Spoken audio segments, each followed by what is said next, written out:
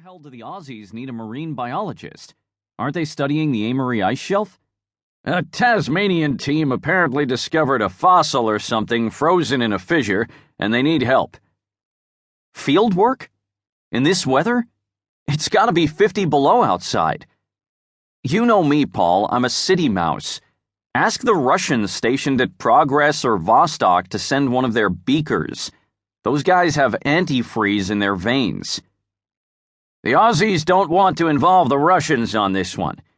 You'd score me serious points with scripts if you manned up and took the job. Won't cost you any time on your homeward bound. I'll have the chalet director fly you out of Davis as soon as you're through. Nielsen's trip had been a rough one, strapped in the cargo hold of a C-130, buffeted by headwinds. Their flight plan had taken them east over the Transantarctic Mountains, then northeast over the East Antarctic Circle, the coldest, most desolate region on the planet. 4.5 hours later, the plane had mercifully set down on an ice field along the coastline of Princess Elizabeth Land. Davis Station was located on Vestfold Hills, an ice-free stretch of geology facing Prids Bay, located just south of the Amory ice field. 2 other stations shared this gravel-covered rise: Progress Base, operated by the Russians, and Zhongshan Station, which was run by the Chinese. The Australian base functioned as both a scientific research center and a staging area, its primary focus to study the effects of global warming on the Amory ice field. Nielsen disembarked from the rear of the massive aircraft on wobbly legs, stepping from the relative warmth of the cargo hold into an icebox, the pre-dawn temperature, a snot-freezing -49. The scientist was bundled in multiple layers of loose-fitting clothing that covered every inch of his flesh, from his battery-heated thermal long johns to his fleece trousers, sweater, jumpsuit, and parka. 2 pairs of socks, 2 pairs of boots, a pair of skin-tight gloves covered in elbow-high mittens, scarves, headgear, and tinted goggles. And still Nielsen felt the icy wind penetrating his bones. It was just after 7 in the morning, the night sky conceding a sliver of gray light on the cloud-dense eastern horizon.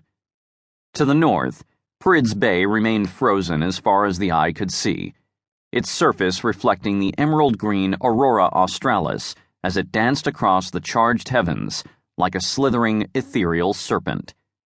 The lights of Davis Station beckoned to the west.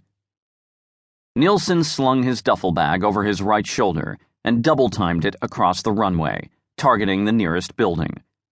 Like other Antarctic bases, Davis was a community of rectangular metal buildings linked by generator lines, antiquated sewage systems, and roads crushed into the snow by 4-wheel drive vehicles. The difference here being the snow had receded to a brown, gravel-covered earth. A relentless gale whipped across Prids Bay, pelting the marine biologist with crawlies, powdery snow particles. Snow blew across Antarctica far more than it fell from the sky, the frigid temperatures keeping it dry and loose, and the wind moving it back and forth like a neurotic decorator.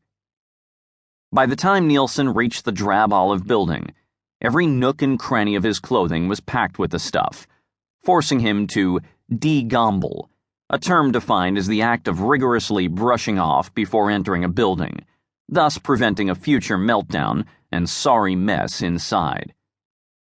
Nielsen tugged open the door and passed through an anteroom that helped prevent the loss of heat, then entered the facility.